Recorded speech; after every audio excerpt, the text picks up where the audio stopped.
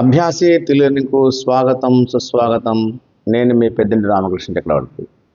మనం తెలుగు వ్యాకరణంలో ముఖ్యమైన అంశం భాషా భాగాలు ప్రారంభించబోతున్నాం.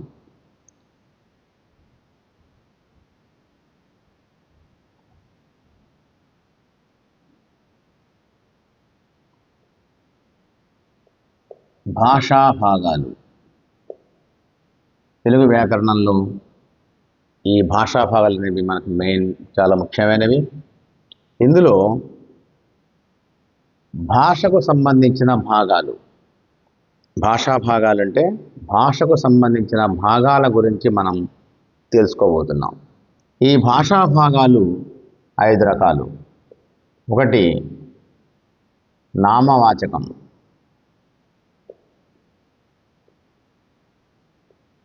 2 సర్వనామం, 3 విశేషణం,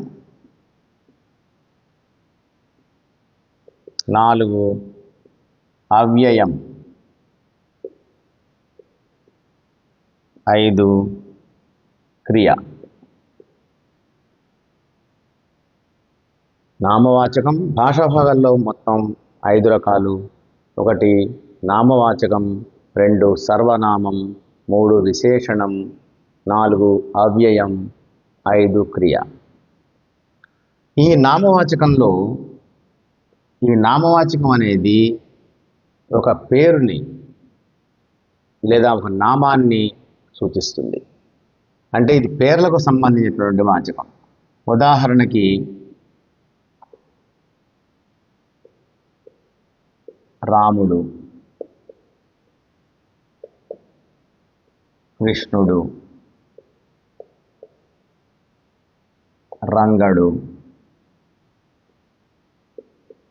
హైదరాబాద్, వరంగల్,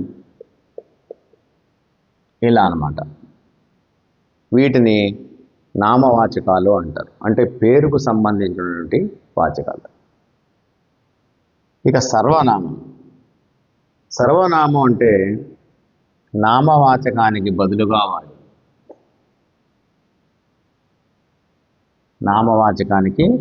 బదులుగా వాడేటువంటి నామం సర్వనామం. అంటే పేర్లు కాకుండా మిగిలినవన్నీ కూడా. ఉదాహరణకి అతడు, ఆమె, ఈమె, ఇవి, అవి, అలాంటివన్నమాట. వీటిని సర్వనామాలు అంటారు. నామవాచకం, సర్వనామం. ఇక విశేషణం అంటే నామవాచకాలు, సర్వనామాలు, వాటికి సంబంధించి పూర్తిగా వివరించేటువంటి పదాలని విశేషణం అంటాం. నామవాచకాలు, సర్వనామాలు,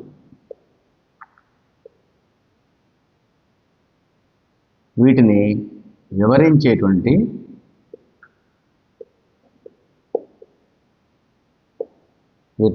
పదాలు విశేషణాలు.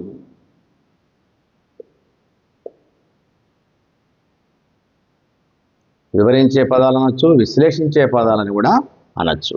ఈ నామవాచకాలు, సర్వనామాలు అనేటువంటి వాటిని వివరించే పదాలని విశేషణాలు అని అంటాం. నామవాచకం అంటేనేమో పేర్లను సూచిస్తున్నవి, సర్వనామం అంటేనేమో నామవాచకాలకు బదులుగా వాడేటువంటివి, విశేషణం అంటేనేమో నామవాచకం, సర్వనామం మొదలైనటువంటి పదాలని వివరించేటువంటి పదాలని విశేషణాలని అంటాం. 4వది అవ్యయం. లింగ వివక్ష కానీ, విభక్తి ప్రసక్తి కానీ, వచన ఆకాంక్ష కానీ లేని పదాలని అవ్యయాలు అంటారు. లింగ వివక్ష కానీ అంటే లింగం అంటే పుంలింగం, స్త్రీలింగం, నపుంసకలింగం అని 3 లింగాలు ఉంటాయి. విభక్తులు అంటే డూమువులు అనేటువంటి విభక్తులు ఉంటాయి. వచన ఆకాంక్ష అంటే అది వచనంలోకి కానీ, దాంట్లో కానీ, కవిత్వంలో కానీ కానటువంటిది. అలాంటి పదాలు లేనటువంటి పదాలని అవ్యయాలు అని అంటాం. ఈ అవ్యయాలు అంటే అనేవి ఉదాహరణకి అక్కడ, ఇక్కడ, ఎక్కడ ఇలాంటి పదాలు అవ్యయాలు అని అంటాం. చూడండి, భాషా భాగాలు, భాష యందలి భాగాలు అనేటువంటిది ఈ భాషా భాగాలు అంటే అర్థం భాష యందలి భాగాలు. ఈ భాష యందలి భాగాలు అనేటువంటి వాటిల్లో ముఖ్యమైనవి 5 రకాలు. అందులో ఒకటి నామవాచకం, సర్వనామం, విశేషణం, అవ్యయం, క్రియ.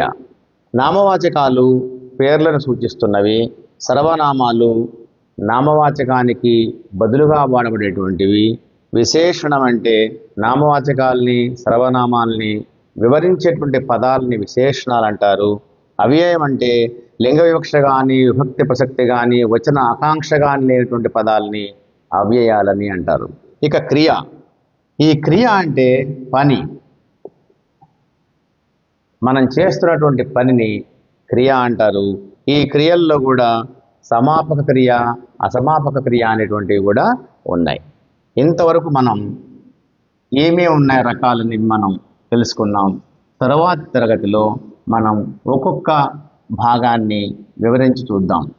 ఉదాహరణ మళ్ళొకసారి చూడండి.